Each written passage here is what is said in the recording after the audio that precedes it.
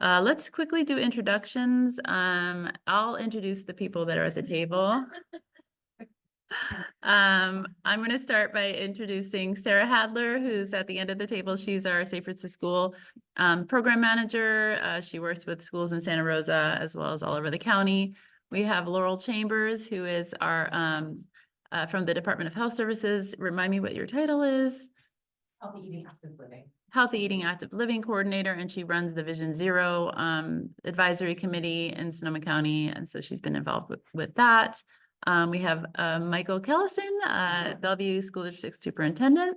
We have Summer Gloeckner from the Santa Rosa Police Department. Thank you for being here, Summer. And then we have Alexander Oceguera, who is our City Active Transportation Planner and our partner on the Safe Routes to School Task Force. Okay, on the Zoom, why don't you go ahead and introduce yourselves? We'll start with Amanda. Hi, I'm Amanda Boyers. I'm the Customer Service and Grants Program Manager with Sonoma County Public Infrastructure. So I'm looking at the Safe Routes to School grant. Great. And then Margaret. Oh, me? Yes. Sorry. Margaret Jacobson. I'm the principal over at Taylor Mountain. Thanks, Margaret, for being here. And Jean?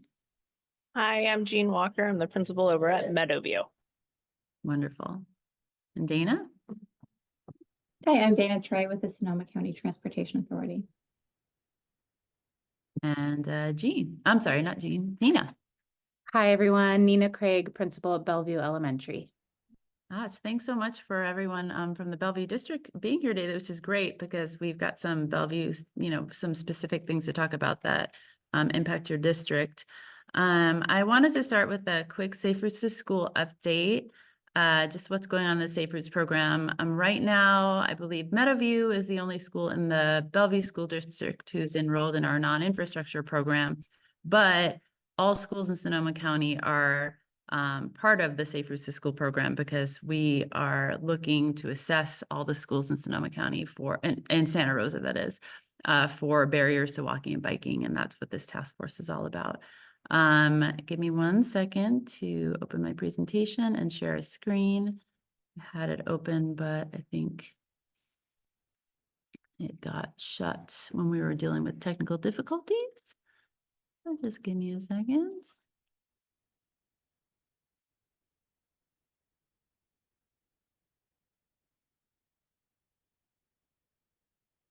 All right. So I wanted to share what's going on this month in the Safe Routes to School world. And we're in February, March. I attended a webinar recently. It was on facilitating walking audits, which is something we've been doing all over Santa Rosa and Petaluma to assess sites for walkability, bikeability, and what are the barriers to walking and biking. And so I wanted to share this image with you because I thought it was just a really great image and something that's really relevant to the task force because it's about what the 3 Ps for change are and why this task force exists and why we're working with the city so closely now. Safe Routes to School is a program that is about encouraging more families to walk and bike, but that type of change is not achievable just through through programs like Walk and Roll. So this infographic was shared again by this walking audit program training facilitator, and he talked about how some things are easier to implement and then some things are more difficult to implement but have greater impact. So like programs being at the top, that would be like Walk and Roll to School Days and like education and all those things. Those are easier to implement, not necessarily easy, but easier, and have impact. But in terms of getting more families and more kids to easily walk and bike, we really need to also have the physical projects, the change in infrastructure to support that, and then also policies that support that. And policies can be citywide or statewide policies, like complete streets policies. They can be district policies about school siting. They can be policies about allowing school students to transfer from school to school. I mean, all of those policies also impact how many students walk and roll. And those are all things that we could be talking about as we assess schools and in the task forces meetings, and just really thinking about what we can do as a city to impact change and to make it easier for families to walk and bike. So I wanted to share that with you because it was really cool, and I just wanted to put that in everybody's mind. In terms of what we're doing with the projects and programs, part of our program is to do site assessments. And at the last meeting, I talked about how we have gone through a process of assessing schools within Santa Rosa. The city actually, is that handout? Do you have that handout, Sarah? Right, so I'm gonna. Sorry. I don't think I have. Here it is. I forgot to give it to you. Just pass that on the list. And I can share the screen in a second too. At the last task force meeting, we did report that we created a list, the city created a list using data from speeds, average daily traffic, number of major streets that one might cross, the streets are crossed as part of the high injury network, percentage of students that receive free and reduced lunch. And that's like they basically took all of the schools in Santa Rosa and prioritized them for doing site assessments. And the list was shared at the last meeting, and I decided to print it out and distribute it so that everyone has a copy of it, and I'll include it with their handouts for this meeting. And so since we made the decision to utilize this list to do walking audits, we've only started with the first two schools. So the schools that were assessed back in December, Sequoia, Austin Creek, Lincoln, and Brook Hill were predated making this list. So we did site assessments and audits at Sequoia in September, at Austin Creek in December, at Lincoln in January, and at Brook Hill in February. And now we're starting with our list that is published now. We actually had to switch JX Wilson and Lehman for scheduling reasons, but we've scheduled a walk audit at Lehman, which is happening on the 11th of March, and then we'll be at JX Wilson in February 26th. Oh, we were at JX, sorry. We were at JX, sorry. We were at JX Wilson in February 26th, then we're going to Helen Lehman. And then in April, we will be at Kiwanis Springs Elementary School. And in May, we'll be at Monroe Elementary School. And one of the things we wanted to talk about today was whether we should add in another school before school gets out, and whether it would be beneficial to audit LC Allen or another site in the area that, like, the grant that Amanda is working on if it would benefit that. So we possibly could fit one more site in before school gets out, and we can kind of talk about what that site whether it should be LC or another site, the next site on the list. So does anyone have any questions about what a walking audit is? Anyone that's on the Zoom, especially the Bellevue principals who haven't necessarily been involved with audits before? Okay. All right. Well, we should in 24-25, that last bullet should say 24-25. We will try to get to a minimum of 9 schools, and maybe we can do more than 1 school a month. We will do our best to schedule them. With every audit, we work with the City of Santa Rosa Planning, Engineering, myself. We try to get law enforcement there, the school principal, any parents that are, interested in expressing their concerns and are, walking and biking, kind of know the area. And we can also invite other city personnel or community members. Maybe someone that has special needs might benefit from being as part of an audit and expressing what their concerns are. So these are all, as we schedule, we reach out to the schools, and we will absolutely make sure that everyone knows what's involved with that. So wanted to make sure you knew that was happening. And then Safe Routes activities in March, just letting you know where we were at this month, or where we are this month. We are doing pedestrian safety At Meadowview this month, we worked with the third graders there with pedestrian safety. And then we've done fourth grade lessons at Madrone Elementary, Bike Basics, Binkley, Austin Creek, R.L. Stevens, and Cesar Chavez. And we were at Spring Lake Middle School this month doing middle school on bike education. And we are in the community doing Kids Learn to Ride classes at Finley Park.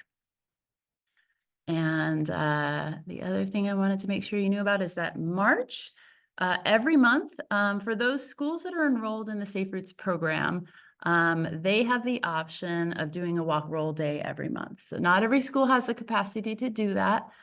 Jean can speak about that. I don't know that Meadowview's been able to do a walk roll day yet this year, but except for I think she did Ruby Bridges Day.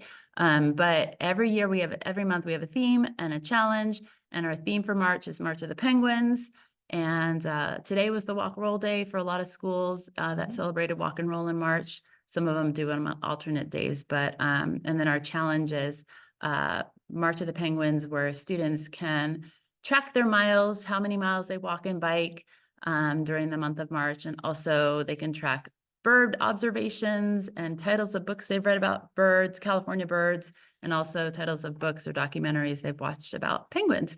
So it's kind of like a learning and walking challenge that, again, whether you're enrolled in the Safe Routes program or not, if this sounds like a cool thing to do with your students to get them walking and biking in their neighborhood or to school, then this is something that anybody can engage in.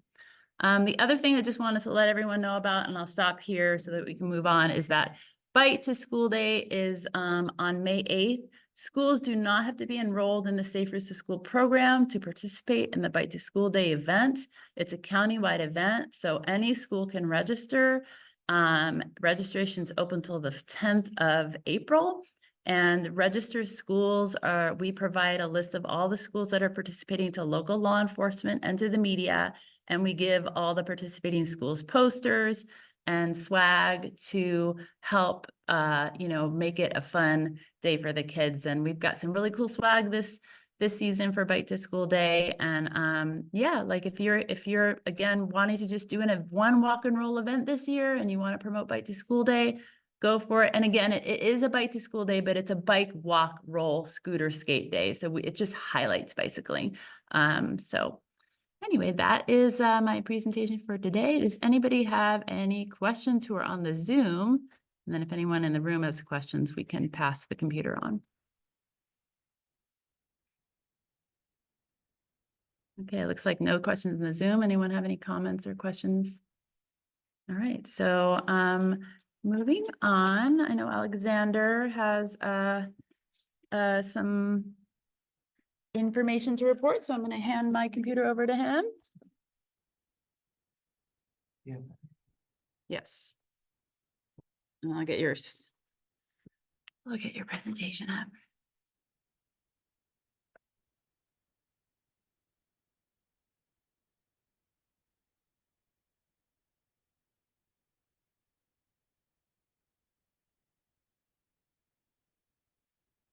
Oops.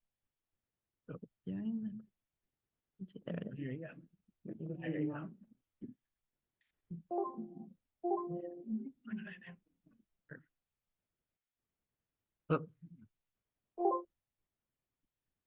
Hi, everybody. Alexander Oceguera, active transportation planner for the city of Santa Rosa. And I'm just going to be speaking on the active transportation, safe routes to school improvements updates. One of the things that I kind of want to remind everybody is when we're doing our walking audits, just please note that all the recommendations from walking audits are meant to capture possible solutions to issues or ideas raised during the walk audit. Each of these recommendations are subject to additional design, analysis, outreach, funding, prioritization, and approval by the city or Santa Rosa City Schools prior to implementation. So just gonna highlight some of the things that we've been working on and are in the works and kind of give a little bit of the updates. So the first thing is intersection improvements. And so at Sebastopol Road and West Avenue, something that actually came from the last meeting that we had here from the task force was that kids going from, is it Roseland Elementary?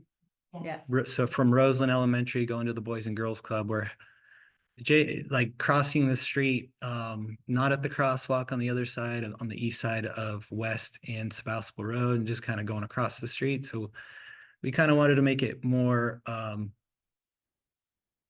more accessible for kids to cross the street there. And one of the developments or part of the development conditions was to actually implement the crosswalk there. But we decided that through the city that we would actually start working on this project internally and see if we can collect fees from the developments later. So right here, you just see a picture of the spot for the pole to go in, because part of what that crossing needs is, a pedestrian activated like light so that you know when to cross the street.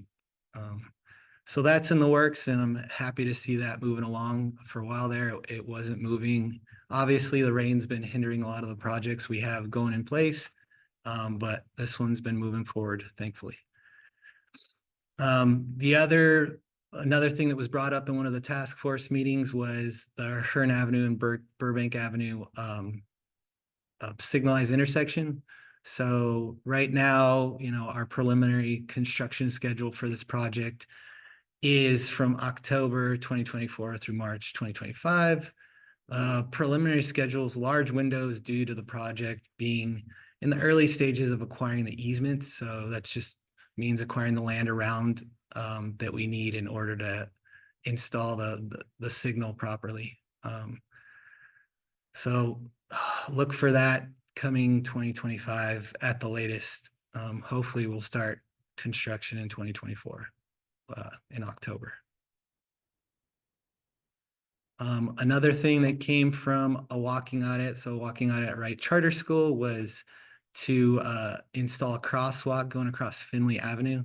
Although Wright Charter School isn't within the city boundaries, this crosswalk area was. And so it was good for us to partner, with the county engineering services and go to the Wright Charter School walking audit, because lo and behold, there was an improvement that could be made. So part of the reason this hasn't been installed yet is because the rains just made it not feasible in order to get thermoplastic down. So that's the material that goes down in the road.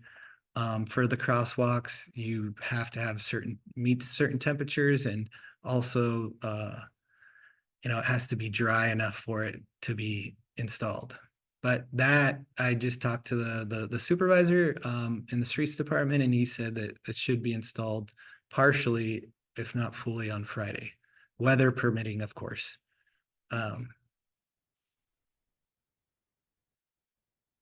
So before I get to reporting concerns, I also wanted to bring up the fact that like another thing that came from this task force meeting was Bellevue and Santa Rosa Avenue, the intersection there, and adding a signalized intersection to that intersection. And we're putting dollars towards installing one in the future. So it's in the works. It could take a couple of years before we can start to bid it out and actually have the construction of it, but we're working towards implementing a signal there. And another thing I wanted to bring up is that we're doing a pilot project on Steel Lane. And I didn't have a slide for this, but I just thought it might be useful for you all to know, because there we're going to be doing a road diet in front of Steel Lane Elementary.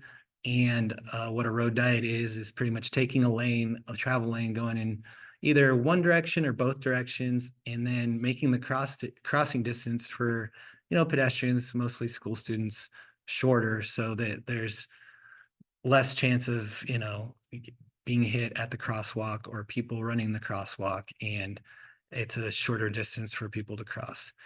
So if this pilot is successful, one of the ideas that I threw out there to my department was potentially doing a road diet out here on Bellevue as well. So that is still up in the air, but if the Steel Lane pilot project is successful, we'll look for other places in and around schools to try to slow speeds by these engineering controls, road dieting the road. And so hopefully things work out and the volumes and queuing there at Steel Lane aren't too much and doesn't create too much of an impact to everybody. Because when we go in and do assessments and try to potentially do a road diet, we look at all modes of travel, biking, walking, but also vehicles as well. So then one thing I wanted to bring up, and so we'll get to this divider slide saying reporting concerns. So reporting concerns, I think is can be a useful tool for principals, parents, superintendents, for anybody to give feedback and kind of let us know of issues, concerns that are going on within the city, or other things that have happened. Like, so one of the slides I'm going to get to is called Street Story, and that is reporting near misses and potential collisions, things that don't necessarily get recorded if there's no documented collision. So for the city's purposes, we have this great website called My Santa Rosa. And what My Santa Rosa is pretty much you can report almost anything, any kind of concern that you have on this website. And I'll bring it up. Oops, sorry. Get to it.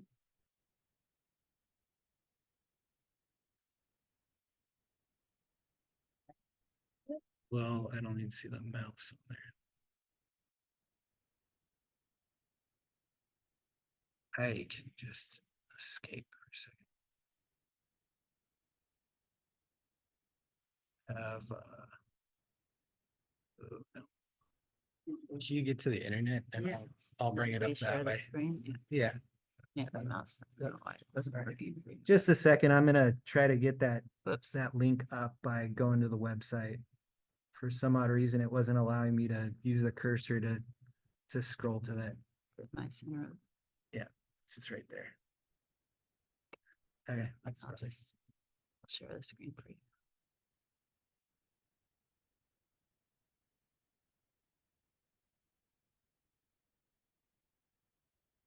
All right. So My Santa Rosa is, it's a great tool to connect Santa Rosa staff, City of Santa Rosa staff, to report problems in the community and access city services.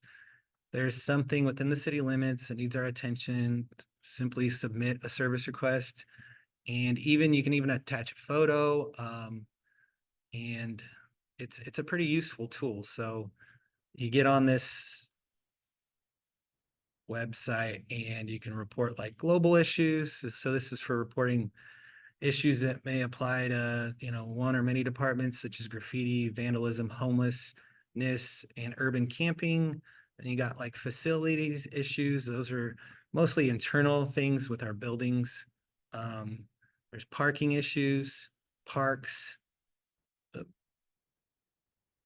and then, street ADA, recreation, traffic engineering or electrical.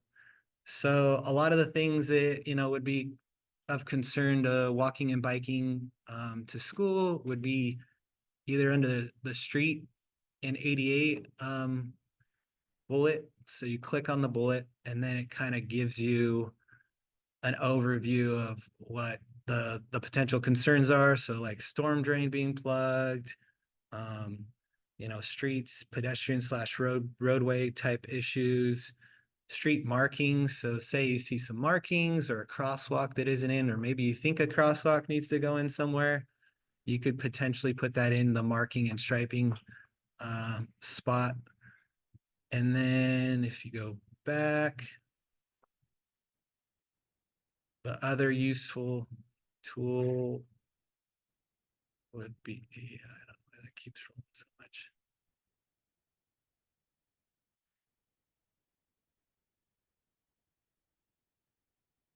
Would be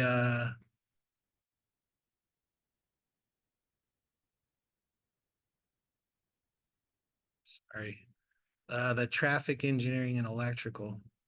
So there, if a signal's not working or an RRFB, so that's like the flashing yellow beacons that kind of warn drivers that people are crossing the street. If one of those isn't working, you can report those issues here. So it's a very useful tool, and it's a way to get things done a little quicker. You could always send issues of this concern to me or Christina, and we'll try to get them through the proper channels. But also, this is an amazing tool that seems to work very efficiently. Like our crews get a service request and they try to, repair it within a week if feasible. So a lot of the street light things, signalized intersections or RFBs, if those aren't working, they fix them as soon as possible, unless there's some reason they have to like order some specific part that isn't available locally or in our warehouse. So then how do I get back to the Stop that share and then reshare. new share? There we go. I think you have to stop that share first. Oh. Click on stop Okay. share. Go to share screen. All right. You know what? I'll just go back to it because I'll just go to Street Story.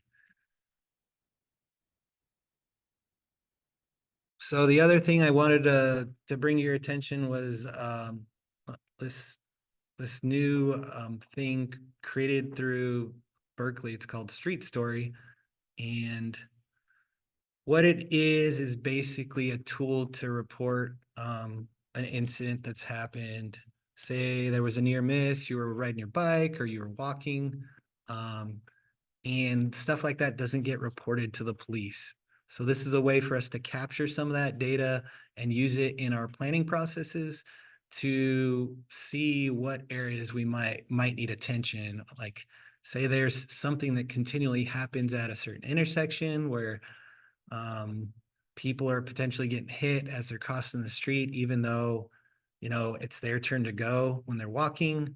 We could put something in like LPI. So it's called leading pedestrian interval. So it lets the pedestrian walk across the street a little bit sooner. I mean, it can be a very useful tool, and we'll be monitoring this regularly to see what people are commenting about and where potential issues are. So you put in the city, and then you can just select a point in the city. So you zoom in and you just lay a dot somewhere. And then if you see on the right side there's crash, a near miss, a hazard, and then a safe place. So you just use those to kind of document something that's happened. And then you can report what it was. Was it walking, biking, riding an e-scooter, taking a bus, using a mobility device, wheelchair, cane, or riding in a vehicle or other. And so then you just report it based off the month, day or night. And then you hit the next button. And then you say who's involved, where you were you or anyone else injured. And things auto-populate as you click on certain items.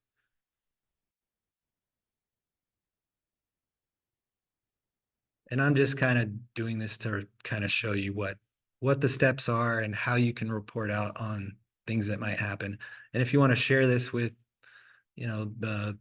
the parents that are in your district or going to your school, it could be useful. For the more people that know about it, the more input that we get. So Alexander, would you say it's better if they're sharing a hazard to do it through My Santa Rosa versus the Street Story? Yeah, so I think this is more useful for, potential near misses, or say, there's a crash that wasn't reported to the police that happened.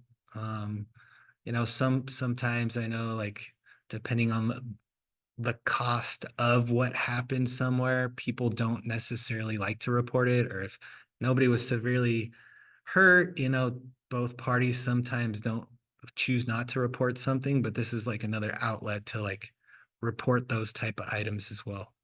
Yeah, then we get a true picture of what the really most dangerous areas are, because sometimes you don't necessarily see all that when it's just reported crashes. Yep. Mm. Okay, and so then the last thing I was gonna bring up was, yeah.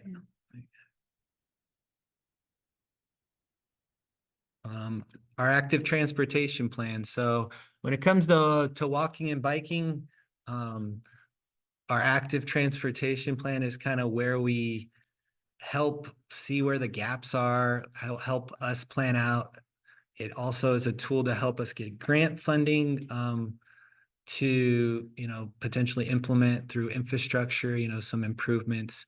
So we're gearing up for that right now, and you can visit our website, just type in active transportation plan, City of Santa Rosa, and there's some information on, what the plan's all about and potential outreach that we're doing. We're going to start our outreach here in April and May.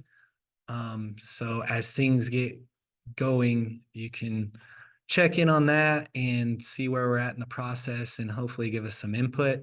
This map right here is kind of showing a depiction of like a resource that we're going to have on the website eventually, where you can like pick a destination and kind of use this as a tool to tell us where you walk or bike to, what the barriers to walking and biking are, missing or damaged sidewalks, missing or damaged trails. And I think we're going to change that missing or damaged trails to missing or damaged bike facilities and trails. So I look forward to engaging with all you. Another thing we're hoping to do is have a workshop in South Santa Rosa somewhere, and looking for someone to host that. And so if there's any ideas of where we might be able to do that or who we might be able to partner with, I'm open, and thank you for your time. Thanks, Alexander. Is there any questions? If you have any questions in the Zoom, maybe put your hand up or wave your hand so we can see you. I have a question I'm not sure you know the answer to. So with the crowdsourced data that's going through the Berkeley website, is that going to show up on the TIMS data? Is that the idea? Do you know? Do not know, actually, but I don't think it will. I think it's another thing. It actually was funded through OTS, Office of Traffic Safety. So I don't have the answer for that, but maybe I can do some research and get back to you if you'd like. Yeah, I'm really curious about it because, just for the other folks, I'm not sure how aware you are with the grant process, but for a lot of grants, we have to show accident data in order to justify the cost for a given improvement. And that accident data is tied to, whatever's reported to the police. So this is a really, really valuable tool because it would allow folks who live in the area allow them to identify dangerous intersections that luckily have not resulted in a major injury yet, but that doesn't mean they're not dangerous. So that gives us more information to work with when we're looking for funding. So I love that Berkeley's doing that. So thanks for letting me know about it. We just need people to use it. Yeah. That's part of the problem, right? Working on integrating Street Story with Division 0 data dashboard to make it more of a one-stop shop to get crash data and the Street Story data as well as an additional layer, but it hasn't happened quite yet. So for those of you on the Zoom, if you didn't hear that, Laurel from DHS, the Division 0 committee, said that SCTA is working to integrate the information from Street Story onto our Vision 0 data dashboard, which is a whole it's another place where people like the county staff and anyone interested can get data about how basically data for crashes and all kinds of other data that helps us improve our roads. Okay, so let me see where we're at. Summer, do you have anything to report from the Santa Rosa Police Department or Sergeant Gloeckner? No. Really busy. Do you want me to pass the, I'm gonna pass the computer over to you. Just so. Just so you can, that's okay, that's okay. Just Just to quick. hear you. Okay, so obviously been really busy. You know, the chief's priority is traffic, and we're looking at upstaffing our traffic divisions so that we have extra traffic officers. We work through the OTS grant and do traffic operations that focus on you know, general traffic enforcement, cell phone enforcement. Let's see, we just started a new program in our police department. It's a dashboard essentially where we get traffic complaints, crime complaints, and officers can click on whatever beat those complaints are associated with and look them up and then input what they've done to address those complaints. So that's very helpful, you know, to kind of keep a running log of how these complaints are addressed. And then we are going to be rolling out some traffic social media posts that are, we're going to call it Traffic Tuesdays. And essentially it's going to be kind of discussing, you know, upcoming events that are occurring. Like if we have a walk and roll day, we'd be happy to add that on there.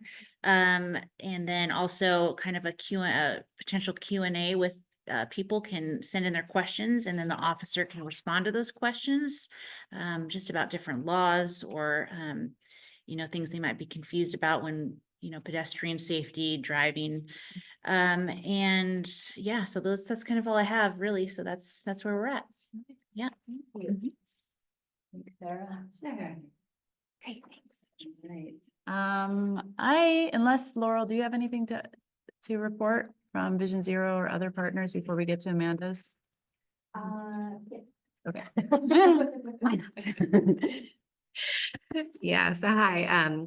So I chair the Vision Zero Advisory Committee, and at our last meeting, we heard some exciting updates from SCTA, who was awarded a pretty sizable grant from the federal Safe Streets and Roads for All grant. And so that's going to come with some improvements to the data dashboard and looking to integrate hospital data into the data dashboard, because not all crashes are reported, and we want to make sure we are capturing as many as possible to really get the best picture of where the high injury network and those high injury intersections are, and be able to plan around that. Also some improvements to the dashboard around looking at being able to track our progress and being able to see like where improvements have happened in relation to the high injury network, and then over time hopefully see a reduction of crashes in those places. So that hopefully will help with all of our efforts. I think that's it. Thank you.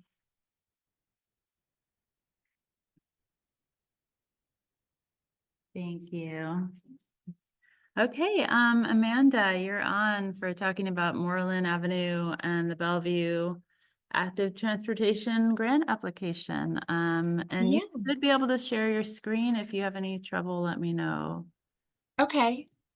I may or may not need to, but we'll see. I've got some resources up if we need them. But I wanted to kind of start the conversation around this grant. I don't know how familiar everybody is, but we've taken a few swings at the CTC Active Transportation Program grant for the Moorland Bellevue elementary area.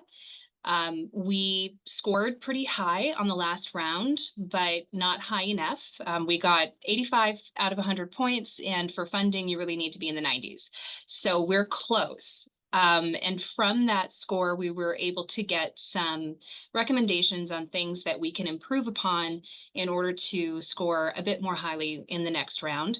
One of those items is that our data is a little outdated. I know that there was a big push for data and, community engagement and things along those lines back in, what was it, 2017, something along those lines. And now that's well and truly old news. So one of the things that we're looking to do is to see if we can revive some of the data gathering. I think the bones of what we have from 2017 is still really valuable, but what we're looking to do is just recertify that the issues that were identified in 2017 are still issues today. And I know that as we get closer to the end of the school year, things get a bit more frantic and they're a bit more challenging to get information. So we're working within the confines of the deadlines that we have for this grant. The call for projects is March 21st, 22nd, and then the application deadline is in June. So what I would like to do is try to get all of our info gathering done as early in this process as possible, so that we can be more reasonably assured that, we'll get max participation. But at this stage, we're looking at potentially expanding our project footprint. Alexander attended a meeting where we had a couple folks from City of Santa Rosa, a couple folks from the county, and we're looking at making this a county-led but Santa Rosa partnered project, so that we can include Bellevue Avenue and also show the impact to the high school, in addition to the elementary school. As far as a project cost is concerned, it's not a massive amount of money that we would be looking to add onto the total project cost, but it would greatly increase the impact. So we think making adjustments along those lines will also help to make our application a bit more competitive. Of course, in the interim, since this project was first, conjured up, there have been some, slight improvements to the original scope. So we're looking to adjust the scope to make sure that it reflects the reality on the ground. Something else that we got criticism for on our last application was that our maps did not tell a clear enough story. So that's something that I'm working on, is making sure that we're really clearly identifying exactly where the problem areas are for students. But we're trying to make sure that just overall we do a freshen up on all of our data, make sure that we have current information. And for this body, what that would mean is, student data. I know we had a survey that went out to parents in that 2017 data gathering, looking at that, see if we can potentially do another community meeting. I don't know how, if you all think that that's something that we need to lead again, or if just recertifying what we've already gathered is sufficient. I kind of wanted to pick your brains a little bit just to make sure that we're going down the right path here, to really show the impact that this project will have on the local community. Amanda, maybe I missed it in the beginning, but did you show the scope of the project or what the project actually is, or do you have a map? Because I'm not sure I've got it. Where.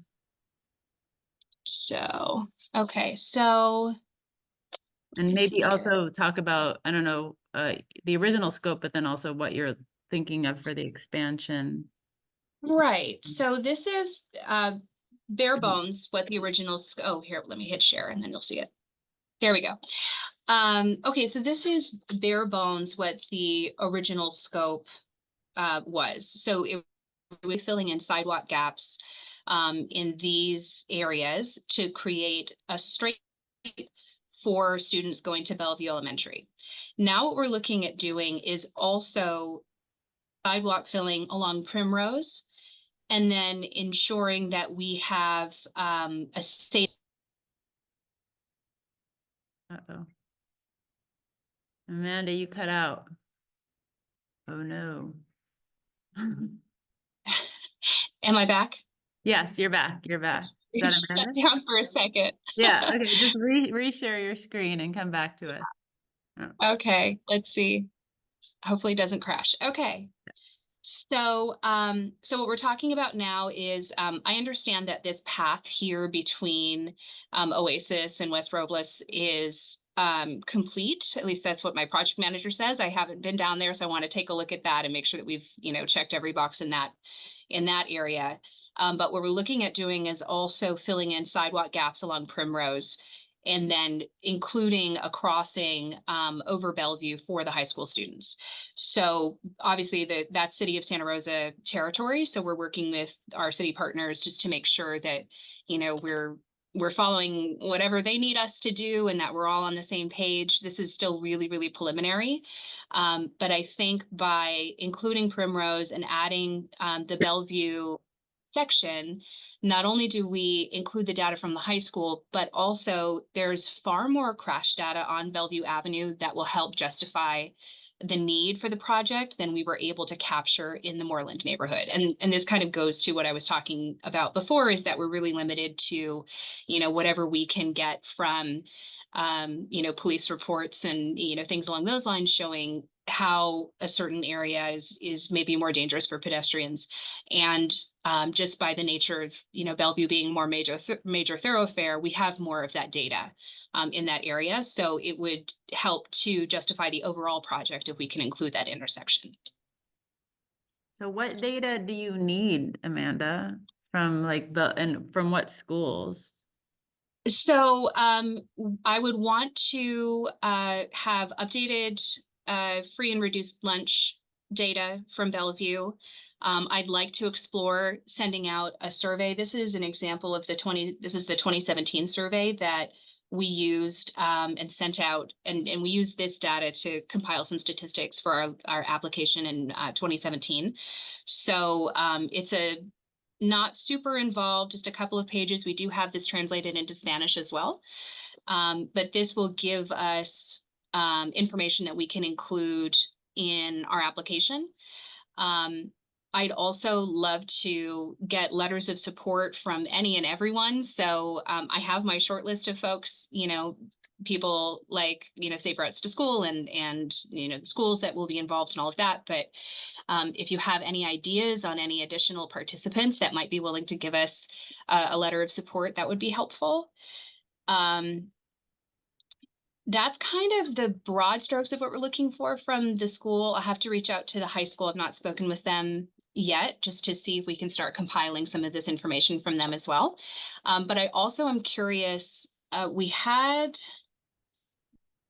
this in our files as well, the Moorland Healthy Neighborhood Plan, which is, you know, obviously quite dated at this point.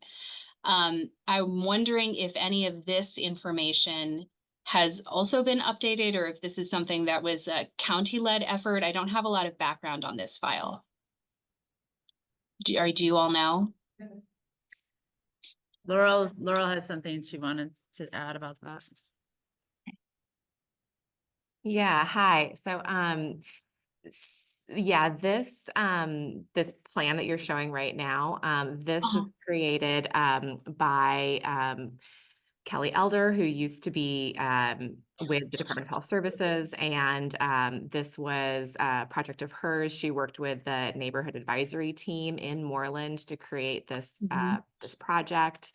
I wasn't with the county at that time, but my grad school project was doing a survey with this group to support this plan. Oh. So I am familiar with this, and this was my team was also involved in the 2017 survey that went out to parents and the community engagement that went on with that. So I'm happy to connect with you offline and Awesome. can help with that. I don't know if the neighborhood action team in Moorland is still active, but I might be able to help with that as well.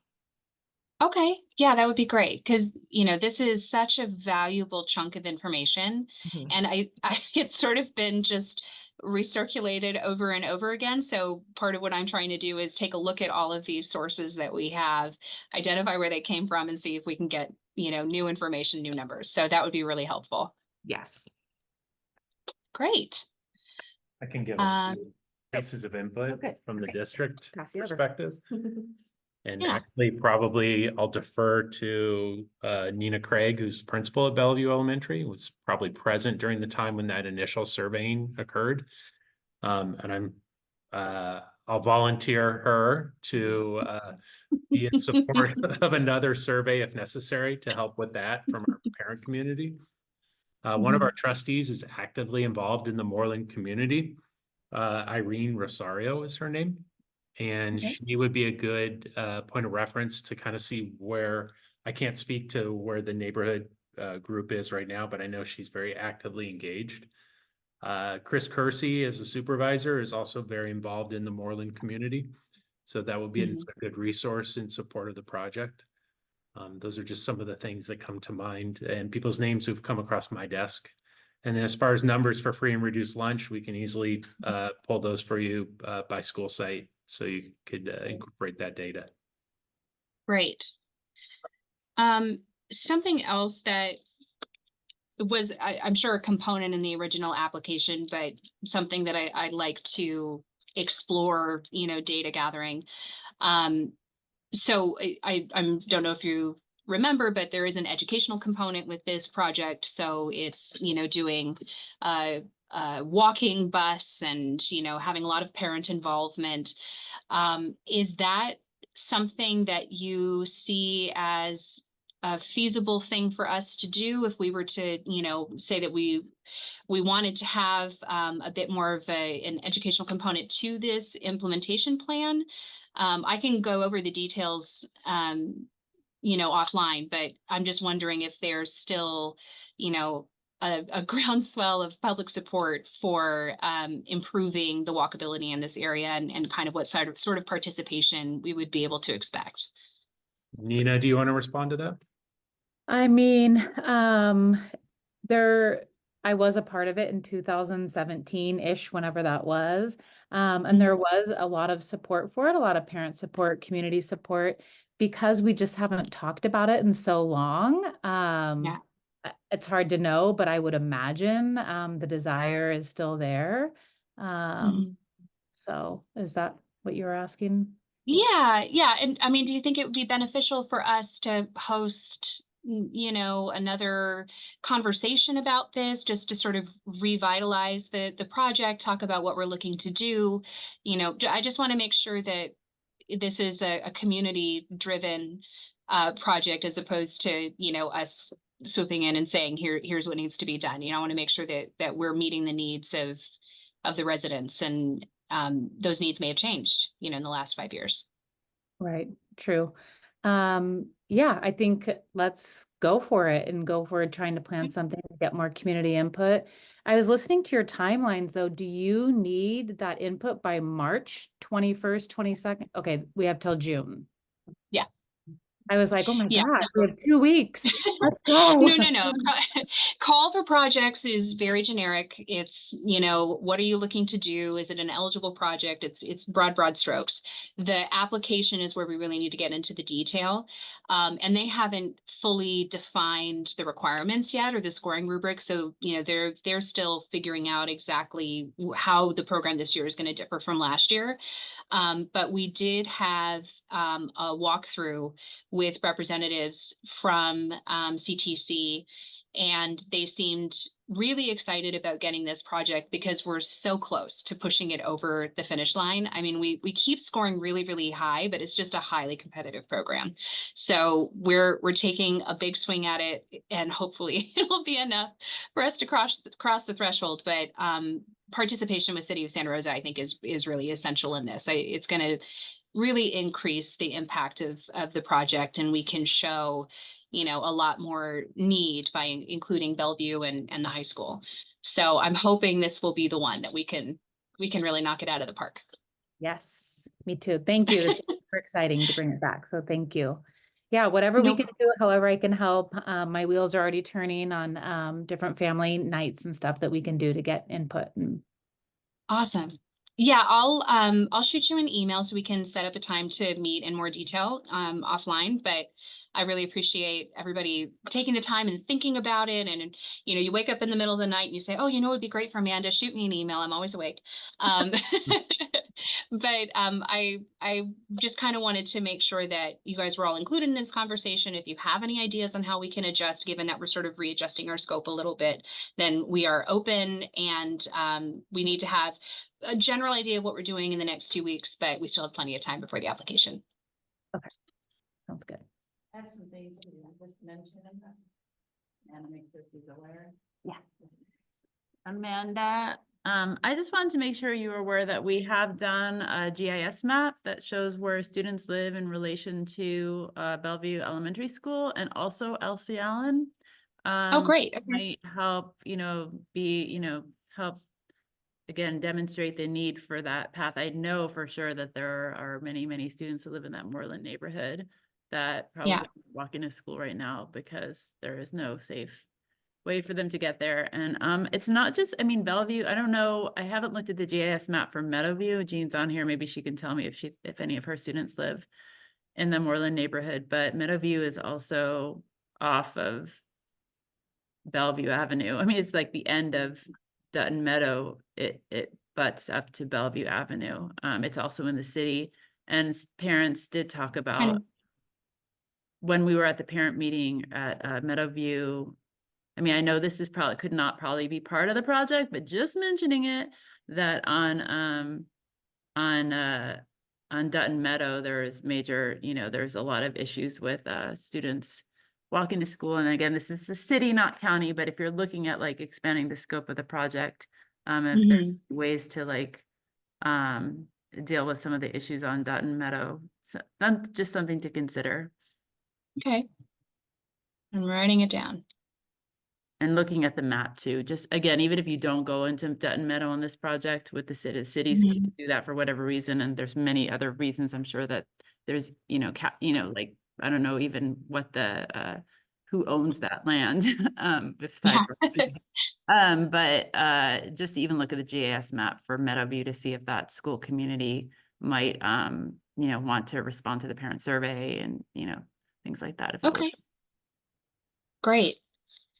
And something else that is maybe a little bit, to the side of this group, but just for, information purposes, this grant is not exclusively for students. It's really active transportation for the entire community. So things that we speak to are, like making sure that people can get to Berry's Market, or making sure that people can connect to bus routes, making sure that, seniors have active transportation avenues as well. So while we're sort of developing this plan, just something to put in the back of your brain, that's also valuable information for us to gather, so that we can show the need for the entire community. The school is a really, really great way to demonstrate that, but we're not exclusively looking for student data. So if there's anything, a local senior center or, anything along those lines where you think we might be able to get good support or good information, then please let me know. And Amanda, would you be reaching out to Nina and Michael directly, or do you need me to support you in those communications? What's your plan?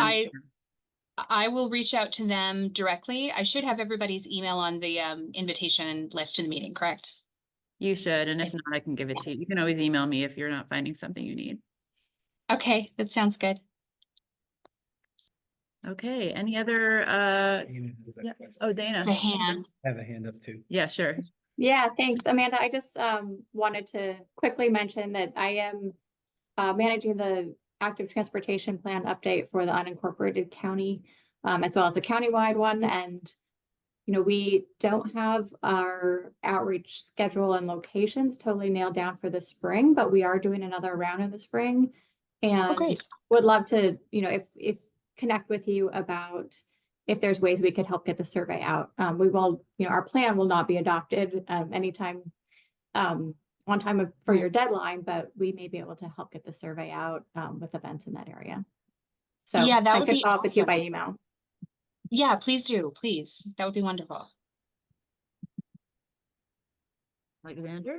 Yeah, I just had a curious question, Nina, because I was talking to our deputy director of traffic engineering, and he was saying that there is, right, the creek that runs behind the school.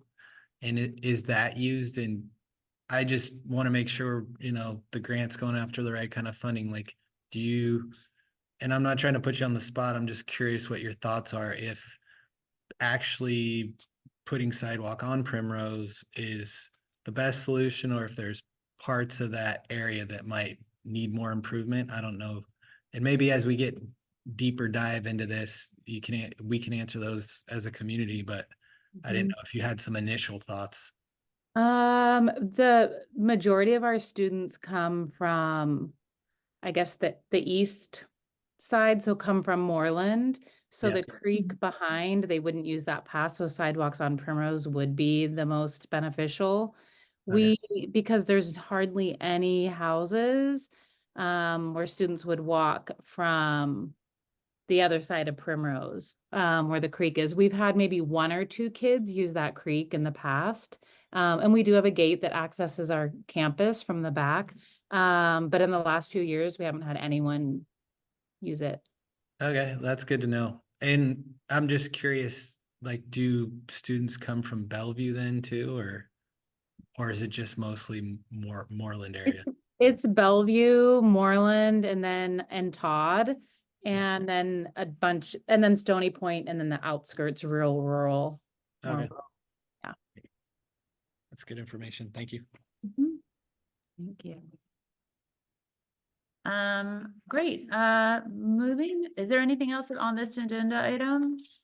Anyone No, that's it. Thank you so much, everybody. I really appreciate your help. and for being here, and I hope that this results in better connections and better outreach and data for your application. And let me know if there's anything else you need from me. Thank you.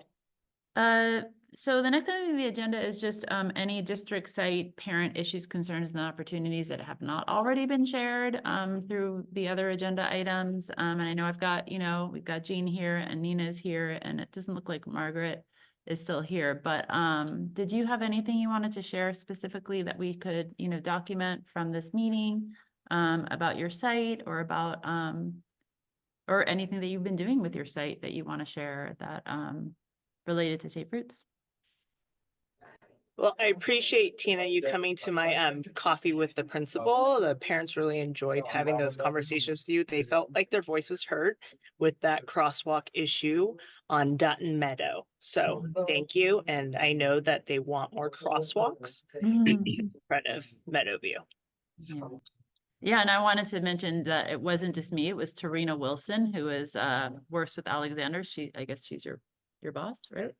She joined me at that meeting. So anytime, like if you have a PTA meeting or parent club meeting, and we can come to you. So Nina, if you wanted to invite me, in this case, it wouldn't probably be city staff because you're in the county pocket, but like having us come to you to present information or share information or get data, collected. I'm happy to support, informing parents about these opportunities. So just email me. Did you have anything you wanted to share, Nina? Okay. All right. Is there any other business or announcements that anybody else wants to share? Okay. Then I'm gonna just go ahead and mention that the next Safe Routes to School Task Force meeting is in East Santa Rosa. It's on Thursday, April 25th from 4 to 5:30 at the Rincon Valley School District. We are really thinking about what makes sense for the future task force meetings. We've done a lot of effort to get parents to show up to these meetings. It hasn't been very successful. Principals, also have a lot of, competing priorities, but I really appreciate that you came today. But we're gonna continue with the focus areas for April and May, and you are welcome to come to any meeting, because a lot of times when we're meeting, we're not just necessarily talking about that area. Although this meeting, we really did talk about this area more than anything. So I'm glad that it was really attended by Bellevue folks. But in the future, we really would love feedback from all of you on what you want to hear about at these meetings, like what's valuable to you, what makes it most productive. and how we should structure them in the future, because we may choose not to do focus area meetings next year, maybe just do 2 meetings a year and bring everyone together, and or 4, we just really have to think about what makes sense for everybody. So I just want to start that conversation now, and we'll continue it in April and May. And feel free, please don't think that because the meeting is South Santa Rosa only, or South Santa Rosa focus, that you shouldn't necessarily go to one of the other meetings, because there is stuff that is shared that is citywide at every meeting. All right.